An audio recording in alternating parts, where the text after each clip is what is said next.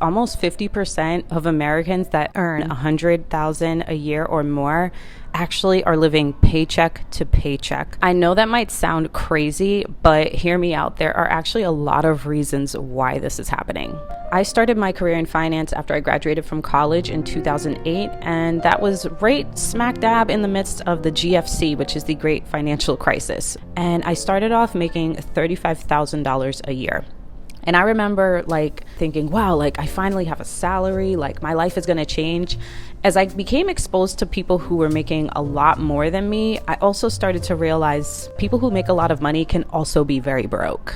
Here are some of the reasons I've seen high earners living paycheck to paycheck. First and foremost, it's not really about how much you make, it's about how much you keep.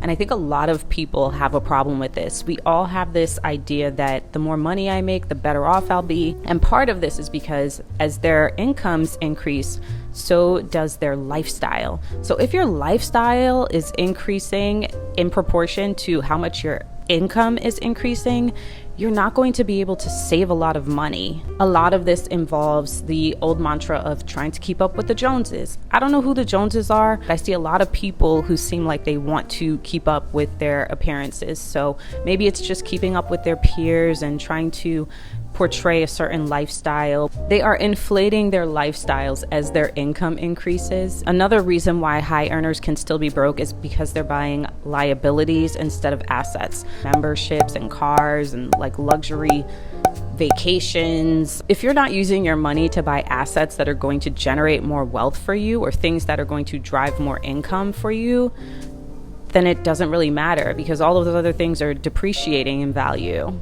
So people say make your money work for you. That is very true. Investing in things that you'll get a return on. So investing in real estate, they're not making any more land for the most part. Maybe they are, but I wouldn't trust it. What you have available today is what we're going to have available. And what's going to happen is there are going to be more and more people on this planet and everyone needs somewhere to live. So investing in real estate, investing in things that are going to give you a return on your money is key.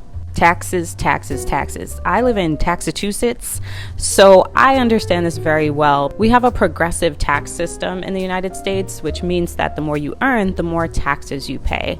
And this is a big deal because people forget that as your income increases, so does your tax burden.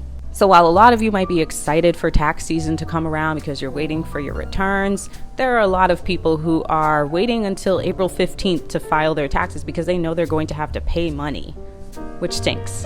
Another reason why I see high earners that are broke is because they think that basic personal finance is for basic people when it's actually for all of us. They don't think that they need to follow the same rules because they earn a lot of money. So obviously a lot of this depends on where you live, but the reality is most high income earners actually live in metropolitan areas like large cities because that's where the high paying jobs tend to be. So you're kind of a slave to where the money is. If high earners just took a step back and adjusted their lifestyles a little bit, they would be better off. That's probably part of the reason why there's still Henrys, which is, if you don't know, that's high earner, not rich yet.